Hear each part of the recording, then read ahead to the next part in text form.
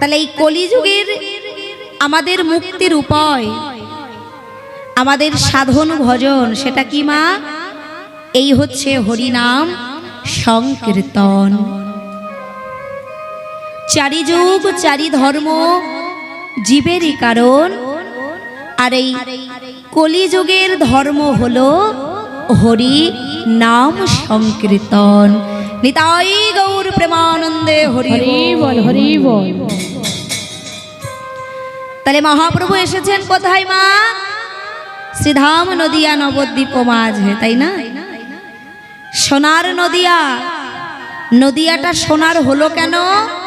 না আমার গৌর সোনা এসে সোনার নদিয়া হয়েছে, তাই না?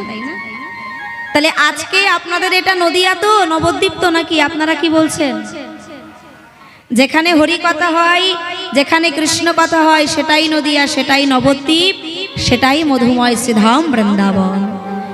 তাহলে এই নবদ্বীপে আজ আমার মহাপ্রভু এসেছেন তো, কেননা যেখানে ভক্ত থাকে সেখানেই তো ভগবান থাকে। ভগবান কি মন্দিরে থাকে? নারদ মুনিকে বললেন, প্রভু নারদ, নাহং তিষ্ঠামি বৈকুণ্ঠে যদিনাং হৃদয় নচা মত ভক্ত যত্র গায়তি তত্র তিষ্ঠামি হে নারদ। হরি বল। বৈকুণ্ঠ ধামে আমি থাকি না। কোথায় থাকি? যেখানে মুনি ঋষিরা আমার জপ করে, আমার তপস্যা করে, আমার ধ্যান করে, আমি সেখানেও থাকি না। যেখানে আমার ভক্ত থাকে আমি সদা সর্বদা সেখানে বিরাজমান।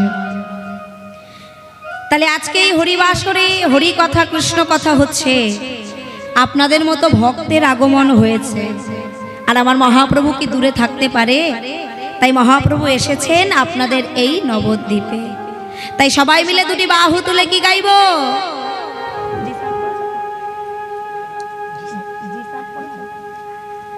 তাহলে সবাই মিলে কি গাইব এখন আমরা? আমাদের গৌর এলো রে,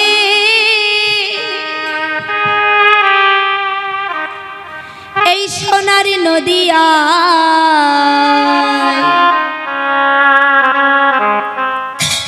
উলুর ধ্বনি জয়র ধ্বনি, শব্দ শোনা যায় আমাদের গৌর এলো রে।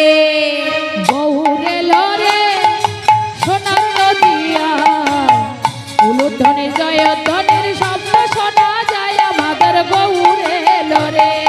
গৌর এলো রে সোনার নদী আয়, উলুধ্বনি জয়র ধ্বনির শব্দ শোনা যায় আমাদের গৌর এলো রে। গৌর এলো রে সোনার নদিয়া, উলুধ্বনি জয়ধ্বনির শব্দ শোনা যায় আমাদের গৌর এলো রে।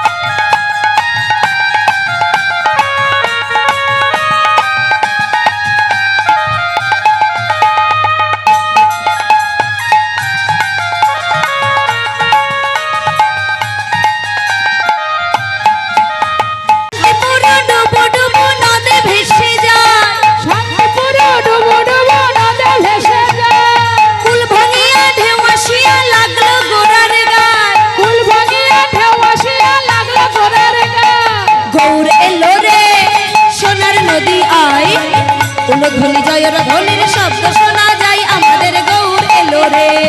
হরি বল। উলুধ্বনি জয়ধ্বনির শব্দ শোনা যায় আমাদের গৌর এলো রে। জয় রাধে রাধে, জয় রাধে। তাহলে যেখানে ভক্ত থাকে সেখানেই ভগবান থাকে। ভগবান কি বললেন? ভক্ত আমার মাতা পিতা, ভক্তই আমার গুরু, আর ভক্তই আমার নাম রেখেছে বাঞ্ছা কল্পতরু। ভক্ত দিলে খাই, না দিলে আমি উপবাসী যাই। ভক্তের হাতে প্রেমেরও ডুরি, যেদিকে ঘোরাই আমি সেদিকে ঘুরি। ভক্ত আমার প্রাণ, আর ভক্তের হৃদয়ে মোর সতত বিশ্রাম।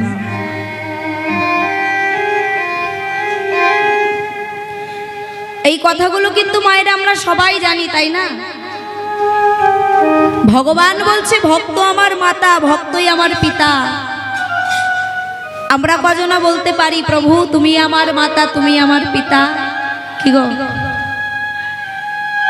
ভগবান বলছে ভক্ত আমার সব। আমার গৌরাঙ্গ মহাপ্রভু বলছে এই জগতে আমার ভক্ত ছাড়া আমার আর কেহ নাই। কি গো, আমরা বলতে পারবো যে আমার ভগবান ছাড়া এই জগৎ মাঝে আমার আর কেহ নাই? যিনি ঐশ্বর্যপূর্ণ ভগবান, যিনি ঐশ্বর্যের চূড়ায় বসে আছে, আমার মহাপ্রভু। কি গো, প্রতি যুগে যুগে ভগবান এসেছেন, এই কলি যুগেও তিনি আসলেন। তবে প্রতি যুগের ভগবান আর এই কলি যুগের ভগবান কি গো মা, এক নয়। প্রতি যুগে যুগে ভগবান রাজা হয়েছেন, রাজ সিংহাসনেও বসেছেন। ত্রেতা যুগের ভগবান রামচন্দ্র তিনিও অযোধ্যার রাজা হলেন। দাপর যুগের ভগবান কৃষ্ণ তিনিও মথুরার রাজা হলেন, দ্বারকার রাজা হলেন। রাজ বেশ পড়লেন, রাজ সিংহাসনে বসলেন। কিন্তু আমাদের এই কলিযুগের ভগবান আমার শ্রীকৃষ্ণ চৈতন্য মহাপ্রভু তিনি কি রাজা হয়েছেন? কি গো মায়েরা? শ্রীধাম নদিয়া নবদ্বীপ মাঝে আমরা কে বলতে পারবো যে আমার মহাপ্রভু রাজা? তার পরনে রাজবেশ নাই, আছে কাঙাল বেশ। দুটি বাহু তুলে হরিনাম সংকীর্তন গায়। আবার মহাপ্রভু আমার কখনো আবার ভক্ত চরণ ধুলির মাঝে গড়াগড়িও দেয়। যিনি কিনা ভগবান তিনি আজ ভক্তের চরণ ধুলির মাঝে গড়াগড়ি দিচ্ছে। এটা কি ভগবানের ভাব? ভগবান গৌর হরি কোথাও বলেনি যে আমি ভগবান, তিনি বলেছেন আমি ভক্ত। বাকি তিন যুগে তিনি ভগবান হলেও এই কলিযুগে তিনি ভক্ত হয়ে এসেছেন। ভক্ত ভাব অঙ্গীকার করে তিনি এসেছেন। কেন জানো মা? ভগবান কৃষ্ণ তিনি রাধারানীকে বলেছিলেন, ওগো রাধে গো, ওগো রাধে গো, ওগো প্রেমময়ী রাধা রানী আমার, প্রেমময়ী রাধা রানী আমার। রাধে, এই জগৎ সংসারের মানুষ আমাকে বড়ই ভালোবাসে, তুমি আমাকে বড় ভালোবাসো। কৃষ্ণ বাদিনীর ভয় না করে, কুল কলঙ্কের ভয় না করে রাধে তুমি আমায় ভালোবেসেছো কেন? এই জগৎ সংসারের ভক্ত আমায় ভালোবাসে কেন রাই? আমার মধ্যে কি এমন আছে যে কারণে সবাই আমাকে এত ভালোবাসে? বলো রাধে। বৈষ্ণব কবি লীলার এক পাশে দাঁড়িয়ে বলছে, প্রভু ভক্ত তোমায় কেন এত ভালোবাসে? রাধারানী এত কেন তোমায় ভালোবাসে? তুমি কেমন করে সেটা বুঝবে বলো? যদি তোমাকে বুঝতে হয়, তোমার আসনটা একটু পরিত্যাগ করতে হবে। কেমন মা? দাদা কথার একটু রেস্ট থাকবে, হ্যাঁ, একটু রিভাব দাও। একজন মায়ের একটা ছেলে আছে, কর্মসূত্রে ছেলেটি বাইরে থাকে, বছরে একবার বাড়িতে আসে মাকে দেখবার জন্য। কেন? এই জগৎ সংসারে ছেলেটারও মা ছাড়া কেউ নাই, আবার মায়েরও তার ওই একমাত্র ছেলে ছাড়া জগতে কেউ নাই। এবার সংসার চালাতে গেলে তো মা দুবেলা দুমুঠো পেট পুরে খেতে গেলে তো অর্থ উপার্জন করতে হবে, তাই না? তাই কর্মসূত্রে ছেলেটি বাইরে থাকে, বছরে একবার আসে তার বৃদ্ধা মাকে দেখবার জন্য। বছরে একবার যখন ছেলেটি মায়ের কাছে আসে, ছেলেকে দর্শন করে মায়ের মনে কতই না আনন্দ। ছেলেকে দর্শন করে মায়ের মনে কতই না খুশি। মামার মনের আনন্দে আত্মহারা হয়ে যায়। কতদিন পরে আমার খোকা বাড়ি এসেছে, কতদিন পরে আমার ছেলে বাড়ি এসেছে, মার মনে বড়ই আনন্দ। কি গো, যে সমস্ত মায়েদের সন্তান দূরে থাকে তারা জানে, অনেকদিন পর ছেলে যদি বাড়ি আসে, মায়ের কাছে এর থেকে খুশির, এর থেকে আনন্দের আর কিছু হয় না, তাই না? কিন্তু ছেলেটা যখন আবার কর্মসূত্রে বাইরে চলে যায়, মা তখন শুধুই দুটি নয়ন পরিশন করে কাঁদে। ছেলেটি লক্ষ্য করে, আমি চলে গেলে মা খোকা খোকা বলে কাঁদে কেন? আবার আমি যখন 1 বছর পর ফিরে আসি, মায়ের মনে কতই না আনন্দ, কতই না খুশির। কারণটা কি? আমি মায়ের থেকে দূরে চলে গেলে মা কাঁদে কেন? আবার আমি যখন 1 বছর পরে ফিরে আসি, মায়ের মনে এত আনন্দ হয় কেন? ছেলের মনে এই প্রশ্নটা জেগেছে।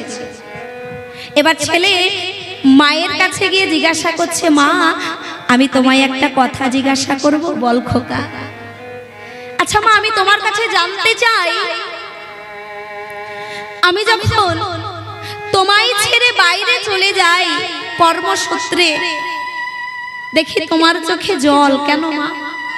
তুমি কতই না কাঁদো।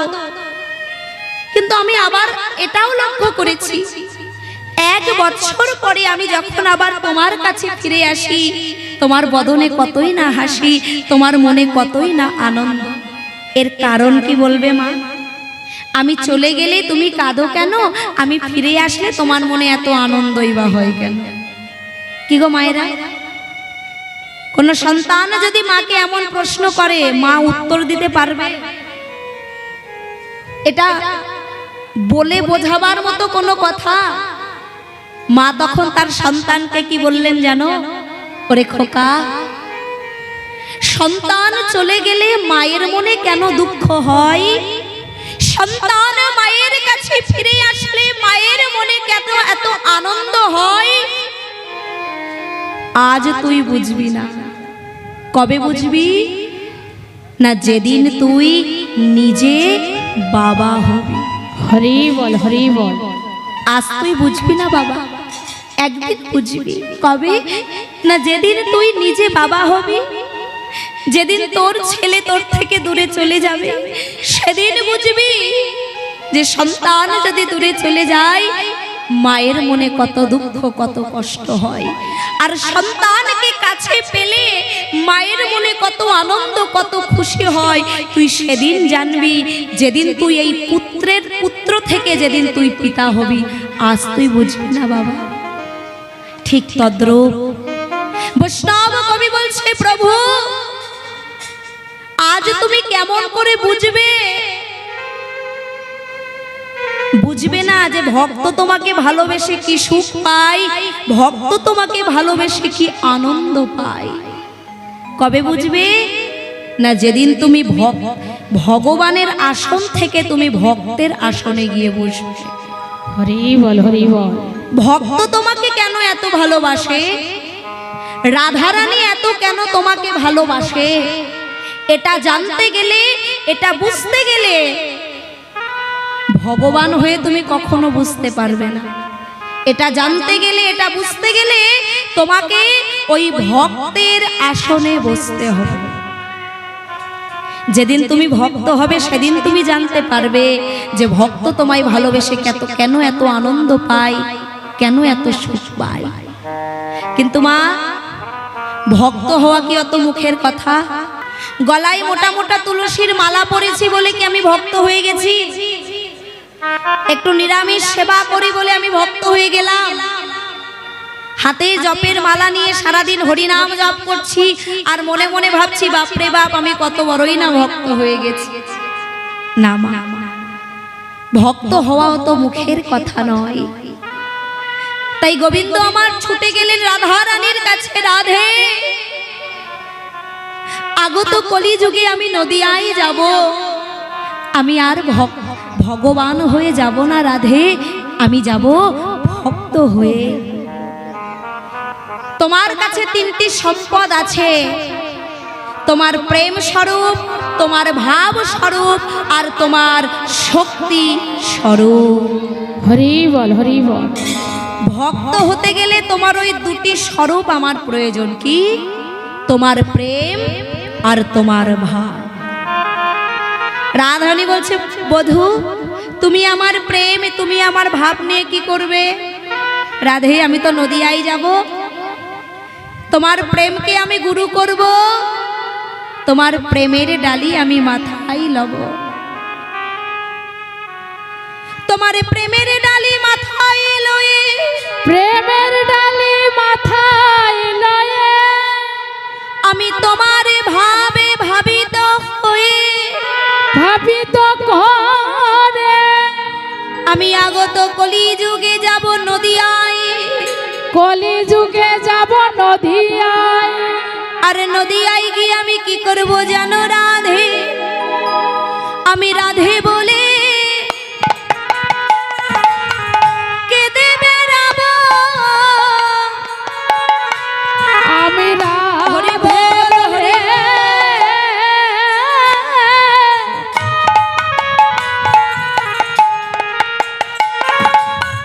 কেঁদে বেড়াবো। বদনে বলে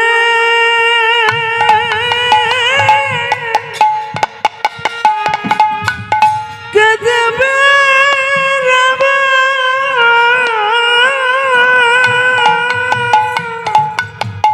বদনে জয় রাধে শ্রী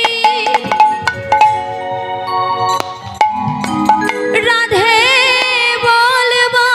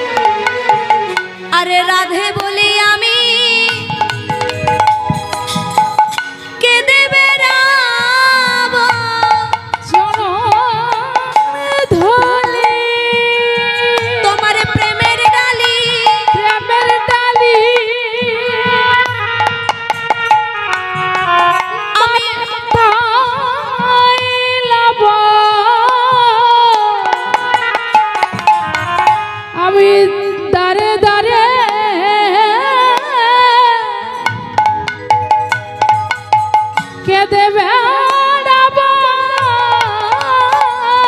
তোমার প্রেমের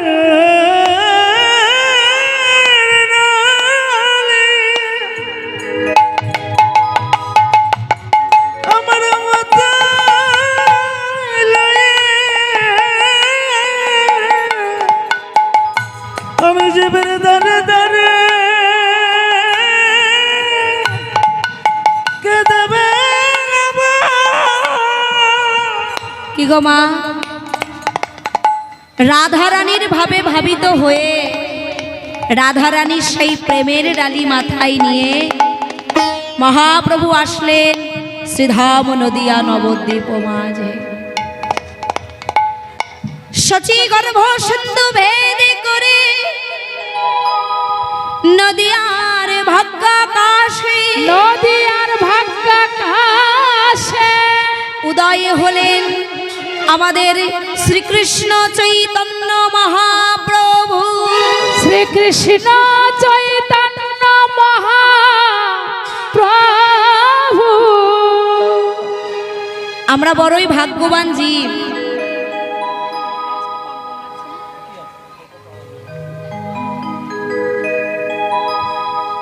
এই কলিযুগের মানুষ আমরা মা, আমরা বড়ই ভাগ্যবান জীব। কেন মা? যে বাংলার মাটিতে আমার মহাপ্রভু এসেছেন, সেই বাংলার মাটিতে কিন্তু আজ আমরা সবাই আসার সৌভাগ্য লাভ করেছি। যে বাংলার মাটিতে মহাপ্রভুর চরণ ধুলি আছে, যে বাংলার মাটিতে আমার নিতাই চাঁদের চরণ ধুলি আছে, সেই বাংলার মাটিতে আজ আমরা সবাই আসার সৌভাগ্য লাভ করেছি। এই যে আপনারা সবাই এখানে এসেছেন মা,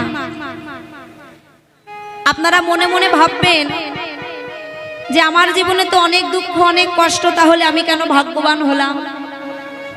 বাংলার মাটিতে জন্ম, তাই আমরা সবাই ভাগ্যবান জীব।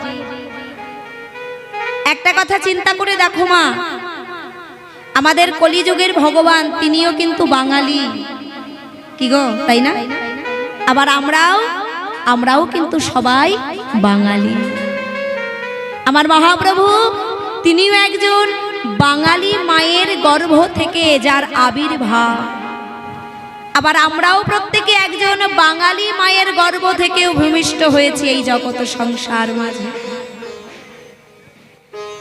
এই যে আপনারা সবাই বসে আছেন, এটা কিন্তু একটা আসন। কেউ যেন মনে করবেন না কমিটির ভক্তরা ছেঁড়া চট পেতে দিয়েছে তাতে আমরা বসে আছি না মা।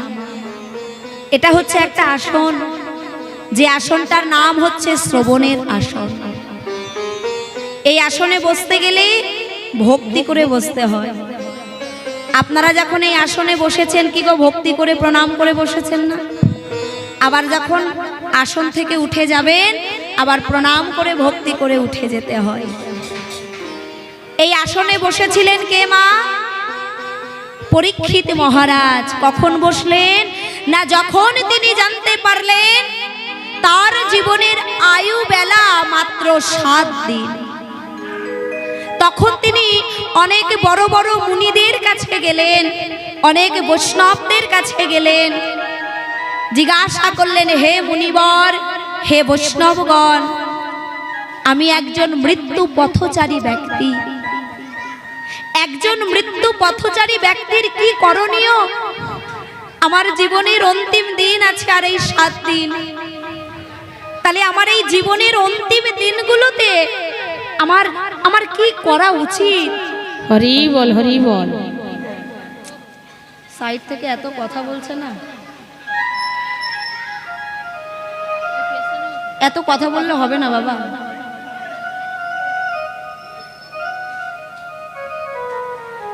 আমি একজন মৃত্যু পথচারী ব্যক্তি, আমার জীবনের অন্তিম দিনগুলো এই 7 দিন আমার কি করা উচিত? তখন তারা বললেন, মহারাজ, শুধু আপনি নয়, এই জগতে প্রত্যেকটি জীবের অর্থাৎ প্রত্যেকটি মৃত্যু পথচারী ব্যক্তির কি করণীয়? হরি কথা, কৃষ্ণ কথা আস্বাদন করা করণীয়। শ্রবণের আসনে বসে ভগবত কথা সাধন করা তার উচিত। আচ্ছা মায়েরা, মহারাজ পরীক্ষিতের আয়ুবেলা ছিল 7 দিন, আমাদের আয়ুবেলা কত? আমাদেরও কিন্তু 7 দিন আয়ুবেলা, তাই না? হ্যাঁ, রবি থেকে শনি একবার গুনে দেখুন দেখি। রবি, সোম, মঙ্গল, বুধ, বৃহস্পতি, শুক্র, শনি, কতদিন হলো? 7 দিন। তা এর বাইরে কি আর কোনো দিন আছে? নাই। তাহলে এই 7 দিনের মধ্যে যে কোনো একদিন এই মায়ার সংসার পরিত্যাগ করে আমাদের বিদায় নিয়ে চলে যেতে হবে। বিদায় বল, হরি বল, হরি বল। তাই একটা কথা জেনে রাখবেন, আমরা এখানে যারা আছি আমরা সবাই মৃত্যু পথচারী ব্যক্তি। এখন আছি, একটু পরে নাও থাকতে পারি, কোনো গ্যারান্টি নাই। আজ আছি আমি, কাল নাও থাকতে পারি, কোনো গ্যারান্টি নাই। আছে আগামীকাল আকাশে সূর্য উদয় হবে, এর গ্যারান্টি আছে। কিন্তু সেই সূর্যটা আমি দেখতে পাবো কিনা, আপনি দেখতে পাবেন কিনা, এর গ্যারান্টি কিন্তু আপনারা কেউ দিতে পারবেন না, আমরা কেউ দিতে পারবো না। তাই আমরা কলিহত কর্ময়ন্ধ জীব, আমাদের সবার কি করণীয়?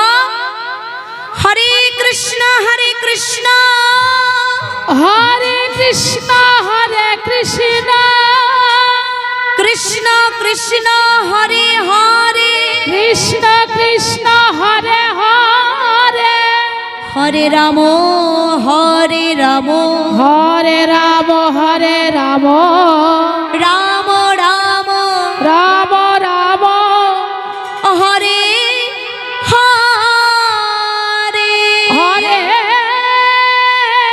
হরে।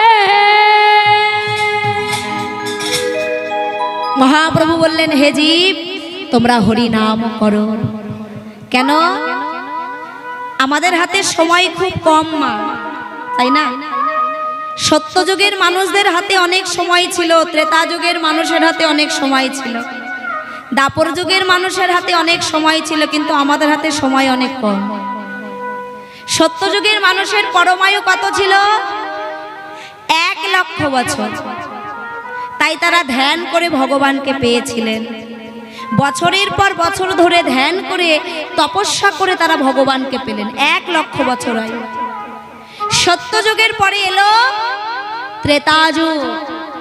ত্রেতাযুগের পরমায়ু কত? 1 লক্ষ থেকে একটা শূন্য বাদ দিলে কত হয়? 10,000 বছর। ত্রেতাযুগের মানুষের পরমায়ু হচ্ছে 10,000 বছর। ত্রেতাযুগের মানুষরা যাগ যজ্ঞ করে ভগবানের কৃপা লাভ করতেন। তারপরে এলো দাপর। দাপর যুগের মানুষের পরমায়ু কত মা? ওই 10,000 থেকে আরো একটা শূন্য বাদ দাও, 1,000 বছর। দাপর যুগের মানুষরা সেবা পূজা অর্চনা করে ভগবানকে পেত, তাদের আয়ু ছিল 1,000 বছর। দাপরের পরে এলো কোন যুগ? এই ধন্য কলিযুগ। এই কলিযুগের পরমায়ু কত? এবার ওই 1,000 থেকেও একটা শূন্য বাদ দিয়ে দিতে হবে, কত হলো? 100 বছর। তবে দুঃখের কথা, এখনকার দিনের মানুষ কি গো 100 বছরে কেউ বাঁচে কি গো? যাব আমরা 100 বছর পর্যন্ত? তা আমাদের হাতে সময় খুবই কম। দেখবেন আমরা বলি না সময় নাই, সত্যি আমাদের হাতে সময় নাই মা। অনেকে বলি না এখন আমার সময় হয়নি হরি নাম করার, দাঁতগুলো পড়ে যাক, চুলগুলো পেকে যাক, চলতে পারবো না, তখন হরি নাম গাইব। কিন্তু মা, মহাপ্রভু বললেন না। শাস্ত্র বললেন শিশুকালে কৃষ্ণ ভজে কৃষ্ণ পাবার আসে, যৌবনে কৃষ্ণ ভজে আসে কি না আসে, আর বৃদ্ধকালে কৃষ্ণ ভজে জমের তরাসে। নিতাই গৌর হরি বল, হরি বল। শিশুকালে ভগবানকে পেলেন কে? ভক্ত ধ্রুব, ভক্ত প্রহ্লাদ, এরা শিশুকালে ভগবানকে পেয়েছিলেন। দেখবেন একটা ছোট্ট শিশু যদি কণ্ঠে তুলসীর মালা পরে, অনেক বড়রা আছে আমরা তাকে বাধা দিই, হ্যাঁ রে বাবা এখনই গলায় তুলসীর মালা কেন পরেছিস, তোর এখন খেলা করার সময়, হরি বল। আনন্দ করবি, খেলাধুলা করবি, ফুর্তি করবি, আগে আমার মতো বয়স হোক, তারপরে হরি নাম গাইবি, তারপরে কণ্ঠে তুলসীর মালা ধারণ করবি। কিন্তু মাগো শাস্ত্র বললেন না, ওই শিশুকাল থেকেই ভগবানকে ডাকলে তবে ভগবানের কৃপা লাভ করা যাবে। ভক্ত ধ্রুব, ভক্ত প্রহ্লাদ মাত্র 5 বছর বয়সে ভগবানের কৃপা লাভ করেছিলেন। হরি বল, হরি বল। মাটি খাঁটি হলে যেমন ফসল ভালো হয়, তদ্রূপ মাটিও যদি খাঁটি হয় তবেই তো সেই মাতৃগর্ভে একজন সঠিক কৃষ্ণ ভক্ত সন্তান আসবে। মাগো হরি বল, হরি বল। আমাদের সন্তানকে ধর্মের পথে এগিয়ে দিতে হবে। এই যে হরি কথা, কৃষ্ণ কথা আজ আপনারা শুনতে এসেছেন, এই হরি কথা, এই কৃষ্ণ কথা শুনলে কি হয়? হরি কথা, কৃষ্ণ কথা শুনলে হৃদয়ে ভক্তির উদয় হয়। হরি কথা, কৃষ্ণ কথা শুনলে কি হয়? ভগবানের প্রতি ভালোবাসা আসে।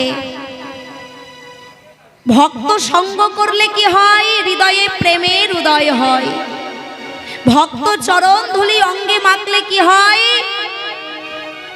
ভক্তের হৃদয়ে ভগবানের প্রতি ভালোবাসা, ভগবানের প্রতি অনুরাগ জন্মায়। তাই এই যে আপনারা যখন এসেছেন মায়েরা হরি কথা, কৃষ্ণ কথা শুনতে, আপনাদের বাড়ি যদি ছোট বাচ্চা থাকে তবে তাকেও কিন্তু এই হরিবাসরে আনা দরকার। কেন? সে তো আপনার থেকেই শিখবে। একটা ছোট্ট শিশুর প্রথম বিদ্যালয় হচ্ছে তার মা। হরি বল। আমরা বলি না, ছেলে মেয়েকে স্কুলে ভর্তি করলাম, নার্সারিতে কেজি 1, কেজি 2, 1, তাই না? না, এটা কিন্তু আপনার ছেলের বা আপনার মেয়ের প্রথম শিক্ষা কেন্দ্র নয়। একজন শিশুর প্রথম শিক্ষা কেন্দ্র হচ্ছে তার মা। মা যেমন ভাবে তার সন্তানকে শিক্ষা দেবে, একজন শিশু কিন্তু বড় হয়ে সেই মায়ের শিক্ষায় শিক্ষিত হয়ে উঠবে। তাই যে আপনারা সবাই আজ হরি কথা, কৃষ্ণ কথা শুনতে এসেছেন, মা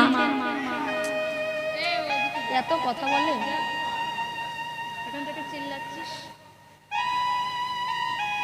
তা হরি কথা, কৃষ্ণ কথা শুনলে কি হয় মা? সর গোস্বামীর মধ্যে একজন গোস্বামী ছিলেন যার নাম হচ্ছে রঘুনাথ দাস গোস্বামী। এই রঘুনাথ দাস গোস্বামীর বাবার নাম হচ্ছে গোবর্ধন দাস। এই গোবর্ধন দাসের কোনো সন্তান ছিল না। ভগবানের কাছে গিয়ে বলেছিলেন, প্রভু গো, এই গোবর্ধন দাস একজন বিশাল বড় জমিদার ছিলেন। প্রভুর কাছে গিয়ে বলেছিলেন, দয়াময়, আমার তো কোনো সন্তান নাই, তাহলে আমার অবর্তমানে আমার এই বিশাল জমিদারি কে সামলাবে প্রভু? হরি বল, হরি বল। তাই তুমি আমাকে একটা সন্তান দাও, তুমি আমাকে একটা পুত্র সন্তান দাও। শুধু পুত্র সন্তান নয়, সেই সন্তান যেন তোমার চরণের দাস হতে পারে, আমার সন্তান যেন কৃষ্ণ ভক্ত হতে পারে। তাই তুমি আমাকে একটা কৃষ্ণ ভক্ত পুত্র সন্তান আমায় দাও। নিতাই গৌর হরি বল, হরি বল, হরি বল। কি গো, আপনারাও ভগবানের কাছে চান না? কি গো, এখানে অনেক ঠাকুমারা আছেন, বলে না, প্রভু আমাকে একটা নাতি দিও গো। শুধু নাতি চাইলে হবে না, একটা কৃষ্ণ ভক্ত নাতি চাইতে হবে ভগবানের কাছে। পুত্র সন্তান হলেই কি আপনার বংশ উদ্ধার হয়ে যাবে? হ্যাঁ, তাহলে মাতা গান্ধারীর তো একটা নয়, দুটো নয়, 100টা ছেলে ছিল। কি গো, তার বংশটা কি উদ্ধার হলো? তার বংশটা তো ধ্বংস হয়ে গেল। তাই আপনার বংশে যদি একটা কৃষ্ণ ভক্ত সন্তান থাকে তবে আপনার বংশ উদ্ধার হয়ে যাবে, আপনার 14 পুরুষ উদ্ধার হয়ে যাবে। হরি বল, হরি বল। কিন্তু আপনার বংশে যদি 100টাও কুপুত্র আসে, অধার্মিক পুত্র আসে, তবে আপনার বংশ কিন্তু ধ্বংস হবেই হবে। তাই ভগবানের কাছে বলতে হবে, প্রভু সন্তান তুমি আমায় দিও, যেন সে কৃষ্ণ ভক্ত হয়, সে যেন তোমার চরণের দাস হতে পারে। তা প্রভু কি করলেন? গোবর্ধন দাসের একটা পুত্র সন্তান দিলেন, যার নাম রেখে দিলেন গোবর্ধন দাস, যার নাম রাখলেন রঘুনাথ দাস। হরি বল, হরি বল। রঘুনাথ ধীরে ধীরে বড় হচ্ছে। একদিন গোবর্ধন দাস তার স্ত্রীকে ডেকে বললেন, আমার ছেলেকে যদি কৃষ্ণ ভক্ত করতে হয় ঘরে বসিয়ে রাখলে চলবে না, তাই তুমি এক কাজ করো, ওকে ভক্ত সঙ্গ করাও। যেখানে হরি কথা হয় সেখানে তুমি নিয়ে যাও, যেখানে ভক্তের আগমন হয়, সাধুগুরু বৈষ্ণবের আগমন হয়, তুমি সেখানে আমার পুত্রকে নিয়ে যাও। তাহলেই দেখবে ওর হৃদয়ে ভক্তির উদয় হবে, ওর হৃদয়ে কৃষ্ণ প্রেমের উদয় হবে। তাই মা, রঘুনাথের মা ছোট্ট রঘুনাথ, ছোট্ট রঘুনাথকে নিয়ে যায় কোথায় না, যেখানে হরি কথা হয়, যেখানে ভাগবত কথা হয়, যেখানে ভক্তের আগমন হয়। মায়ের কোলে বসে বসে ছোট্ট রঘুনাথ শ্রবণ করে হরি কথা, কৃষ্ণ কথা। হরি বল, হরি বল। ছোট্ট রঘুনাথ মায়ের কোলে বসে বসে হরি কথা, কৃষ্ণ কথা শ্রবণ করে, কিন্তু কিছু বোঝে না বাবা। আচ্ছা, ছোট্ট ছেলে কে বুঝবে বলুন মা? ছোট্ট ছেলে মায়ের কোলে বসে বসে শুধু শোনে আর চারিদিকটা দেখে, কিন্তু বোঝে না। কি দেখে? যাকে চোখেই দেখা যায় না তার জন্য মানুষ এত পাগল কেন? কি গো, ভগবানকে দেখেছেন আপনারা? ভগবানকে দেখেননি? হ্যাঁ, যাকে দেখা যায় না, যাকে অনুভব করা যায়, তার জন্য আপনারা দেখুন ছুটে এসেছেন। তার জন্য আপনারা মাটিতে বসে, এত গরমের মধ্যে বসে আপনারা হরি কথা তার নামে শুনছেন, যাকে কোনোদিন দেখেন। ছোট্ট রঘুনাথ মনে মনে চিন্তা করে, যাকে কোনোদিন চোখে দেখা যায় না, চোখে দেখা যায় না, তার জন্য ভক্তরা এত পাগল কেন? যাকে কোনোদিন চোখে দেখা যায় না তার জন্য ভক্তরা এত কাঁদে কেন? আহা, হরি বল। দেখবেন অনেক ভক্ত আছে হরি কথা শুনতে শুনতে তার দুটি নয়ন দিয়ে অশ্রু বিগলিত হয়। ছোট্ট রঘুনাথ দেখে, যাকে দেখা যায় না তার জন্য মানুষ এত পাগলের মতো কাঁদে কেন? যাকে কোনোদিন চোখে দেখা যায় না, চোখে দেখা যায় না, তার জন্য মানুষ এত ধুলাই গড়াগড়ি দেয় কেন? ধোলাই গড়াগড়ি দেয় কেন? যাকে না দেখেই এত পাগল হওয়া যায়, না জানি সে দেখতে কেমন হবে। আমি একবার তাকে প্রাণ ভরে দেখতে চাই। দেখেছো মা? হরি কথা শুনতে শুনতে তার মনে বাসনা জাগলো, আমি একবার তাকে প্রাণ ভরে দেখব। কোথায় কৃষ্ণ? কোথায় গেলে আমি কৃষ্ণের দর্শন পাবো? ছোট্ট ছেলেটা আজ ধীরে ধীরে বড় হচ্ছে, মনে বাসনা নিয়ে আমি কোথায় গেলে কৃষ্ণ পাবো। আজ রঘুনাথ দাসের যৌবন কাল, কিন্তু সেই ছেলেটার মন কিন্তু ঘরে থাকে না। পথ দিয়ে হাঁটে আর দুটি বাহু তুলে বলে, কৃষ্ণ একেবারে দেখা দাও, একবারে দেখা দাও, একেবারে দেখা দেখা দাও, একবারে দেখা দাও,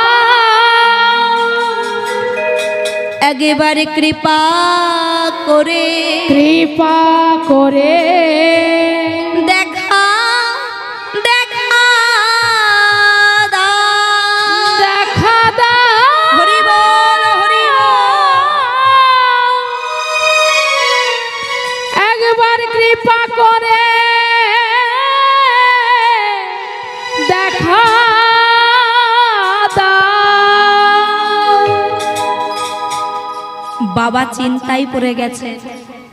ভগবানের কাছে চেয়েছিলেন পুত্রকে, কেন? ছেলে আমার অবর্তমানে যাতে জমিদারি সামলায়। কিন্তু এই ছেলে আমার জমিদারি কি করে সামলাবে? ওর তো সংসারে কোনো মনই নাই। সারাদিন পথে পথে ঘুরে ঘুরে বেড়াই আর দুটি বাহু তুলে বলে, হে কৃষ্ণ দয়াময় একবার দেখা দাও। তাহলে এই ছেলেকে আমি ঘরে কি করে ফিরিয়ে আনবো? মনে মনে চিন্তা করলেন, একটা পথ আছে। একবার আমি জানি, একবার যে ওই পথে পা বাড়াই তাকে ঘরে আর ফিরিয়ে আনা যায় না। কিন্তু আমি তোর বাবা, আমি একটা শেষ চেষ্টা করতে পারি। আমি আমার রঘুনাথের বিবাহ দেব। হরি বল হরি বল। আমি আমার রঘুনাথের বিবাহ দেব। হয়তো বিবাহের পরে স্ত্রীর ভালোবাসায় হয়তো সে ঘরে তার মনটা বসলেও বসতে পারে। শুভ দিন দেখে, শুভক্ষণ দেখে রঘুনাথের বিবাহ দিলেন। ছেলে বৌমাকে নিয়ে গোবর্ধন দাস ঘরে ফিরে আসলেন।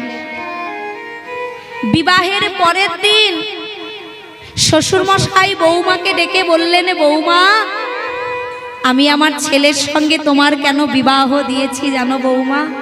কেন বাবা?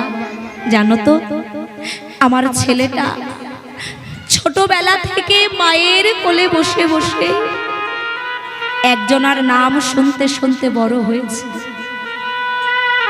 আর যার নাম শুনতে শুনতে আমার ছেলেটা বড় হয়েছে, তার জন্য আজ আমার ছেলেটা পাগল। সংসারে ওর কোনো মনই নাই। তাই তুমি কি পারবে বৌমা, তোমার ভালোবাসা দিয়ে আমার ছেলেকে একটু এই সংসারে বেঁধে রাখতে? নববধূ সরোজ বলছে, বাবা আমি চেষ্টা করব।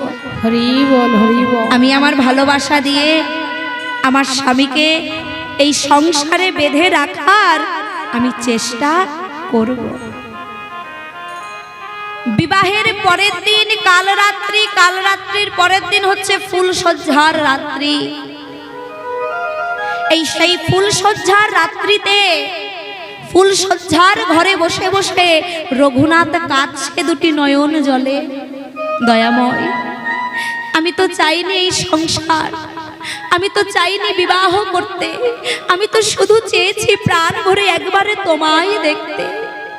তবে কেন প্রভু এই সংসারে তুমি আমাকে আবদ্ধ করে রাখছো কেন প্রভু? আমি যে চাই না এই সব কিছু, আমি যে একবার শুধু তোমায় দেখতে চাই দয়াময়। ফুলসজ্জার ঘরে বসে বসে রঘুনাথ দাস দুটি নয়ন বরিশন করে কাঁদে। আর ঠিক এমন সময় ফুলসজ্জার ঘরে প্রবেশ করলেন নববধূ সরোজ। নববধূ এসে দেখছে তার স্বামী কাঁদছে ফুলসজ্জার ঘরে বসে বসে। তাহলে সেই নববধূর মনে কত প্রশ্ন জাগবে মা। স্বামীকে গিয়ে প্রশ্ন করছেন, স্বামী আপনার চোখে জল? আজকে আমাদের জীবনের আনন্দের দিন, আজকে আমাদের জীবনে বড় শুভ দিন। এই আনন্দের দিনে, এই শুভ দিনে আপনার চোখে জল কেন স্বামী? তাহলে আমাকে কি আপনার পছন্দ হয়নি, নাকি এই বিবাহেতে আপনার কোনো মত ছিল না? বলুন না স্বামী। সরোজুর কথা শুনে রঘুনাথ বলছে, সরোজু আমি তোমার প্রশ্নের উত্তর দেব, তার আগে তুমি আমার একটা কথার উত্তর দাও তো। কি স্বামী? বিবাহ করে তুমি এই ঘরে এসেছো, এই ঘরের তুমি কে হও? স্বামী বিবাহ করে আমি এই ঘরে এসেছি, এই ঘরের আমি কুলবধূ। বাহ, তাহলে তোমার সঙ্গে আমার বিবাহ হয়েছে, তাহলে আমি তোমার কে আর তুমি বা আমার কে?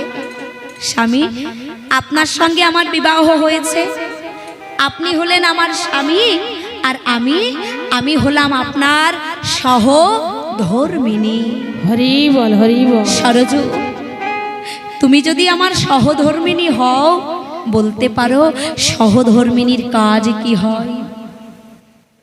সরজু আমার কেঁদে কেঁদে বলছে, স্বামী,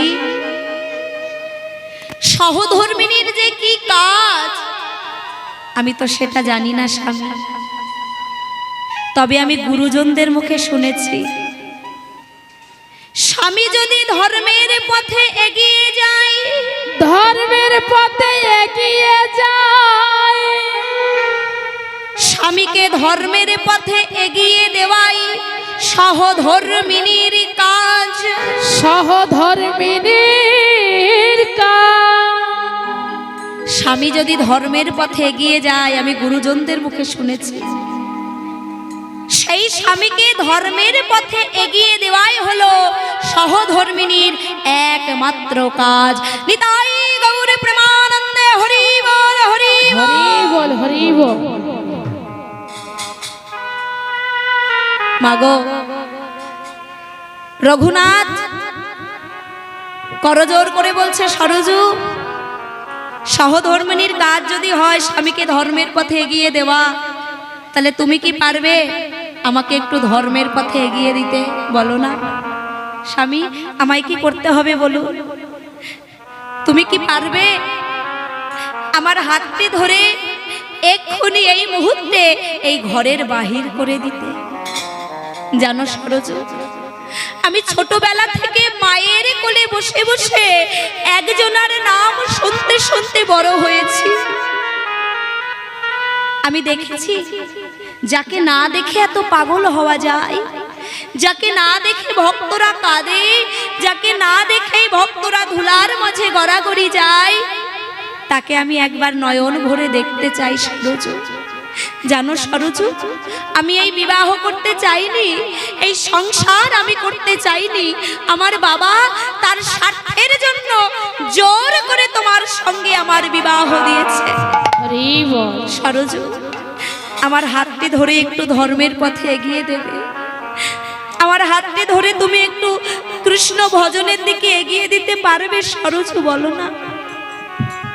ও মায়েরা, একজন নববধূর স্বামী ফুলসজ্জা রাতে বলছে আমাকে হাত ধরে ঘরের বাহির করে দিয়েছ, তাহলে সেই নববধূর মনে তখন ঠিক কেমন অবস্থা একবার অনুভব করে দেখো তো।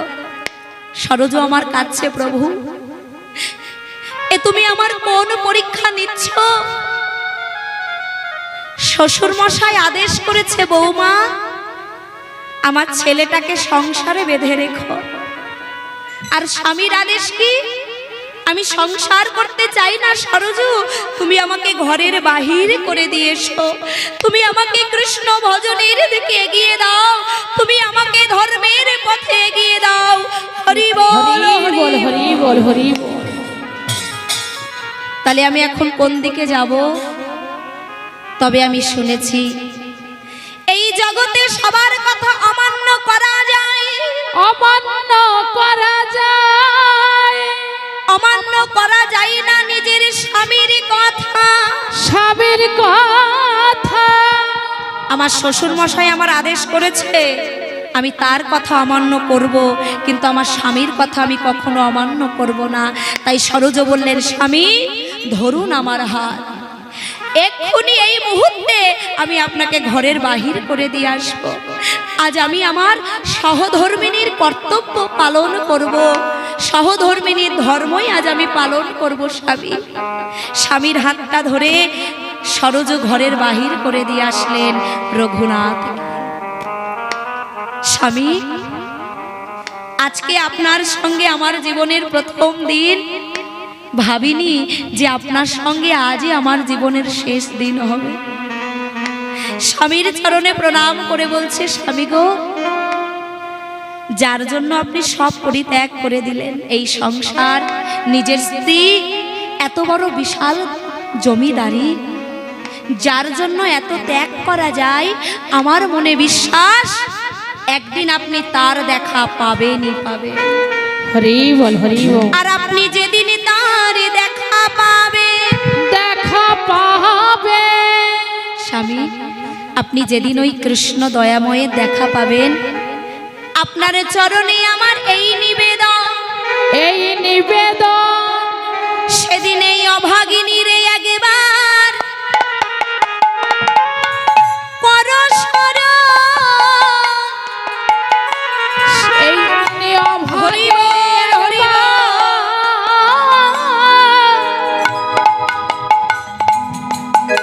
করিও সদা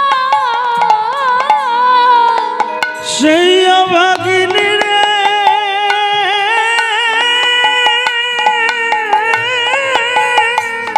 হরি বল হরি বল। করিয়া শরণ। যেদিন পাবে তুমি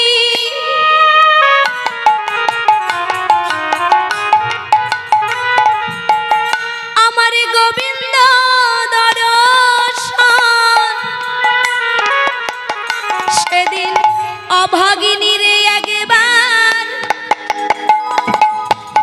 তুমি করিও স্মরণ। যেদিন পাবে তুমি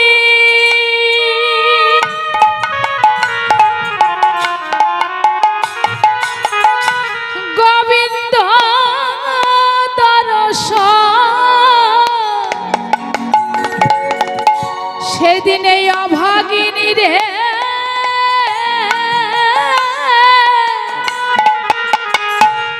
করিও সদা।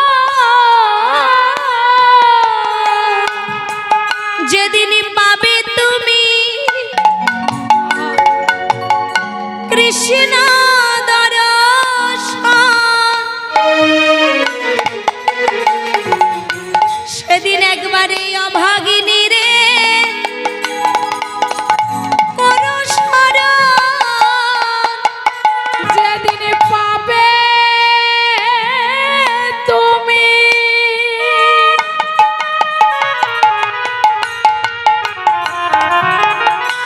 কৃষ্ণ দর্শন,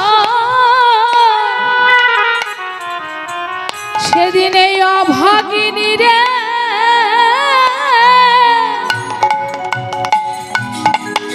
করিও সদা।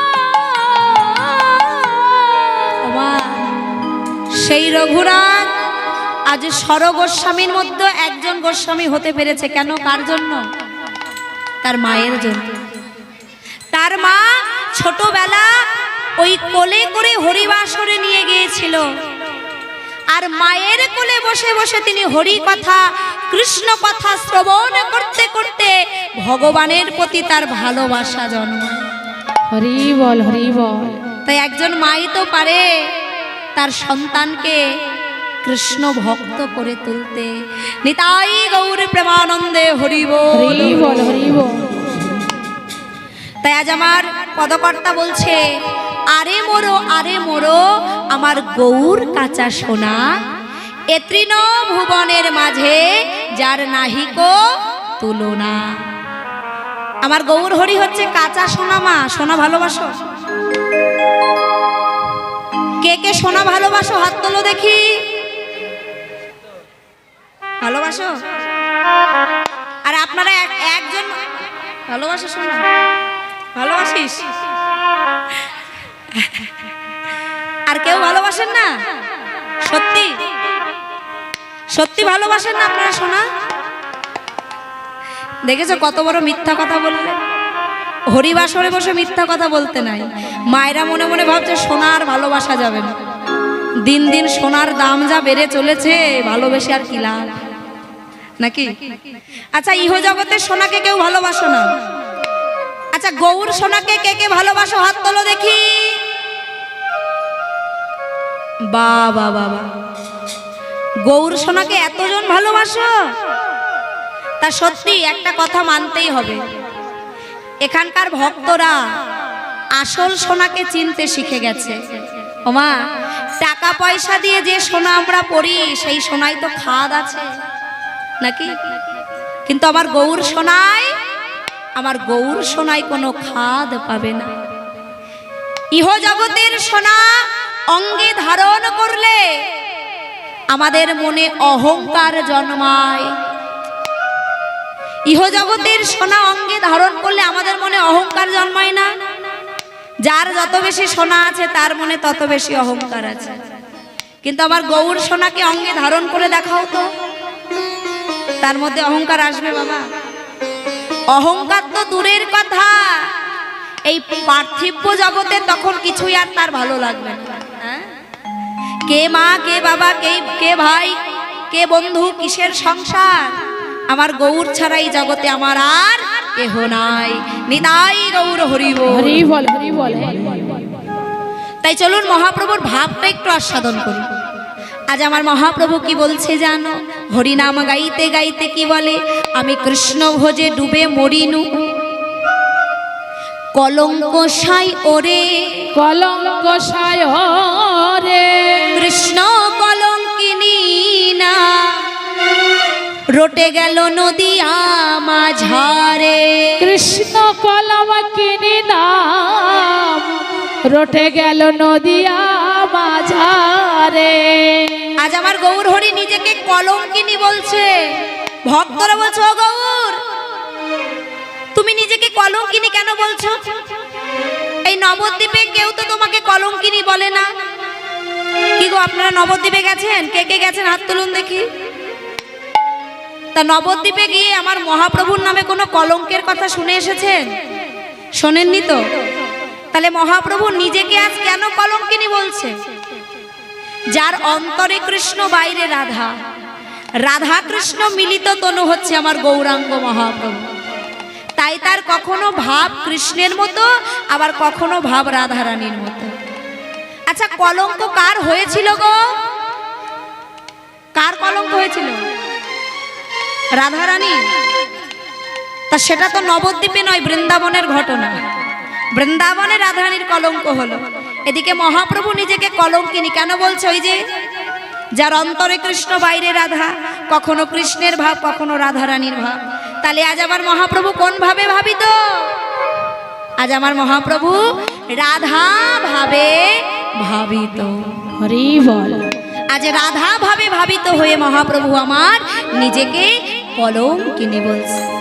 রাধা ভাবে বিভাবিত রসময় গোরা, রাধা ভাবে বিভাবিত রসময় গোরা, রাধা ভাবে বিভাবিত রসময় গোরা, রাধা ভাবে বিভাবিত, রাধা ভাবে বিভাবিত রসময় গোরা। বাসুদেব ঘোষ হ্যারে বিধি অগোচরা, বাসুদেব ঘোষে হ্যারে বিধি অগোচরা। আজ বিধি অগোচরা রে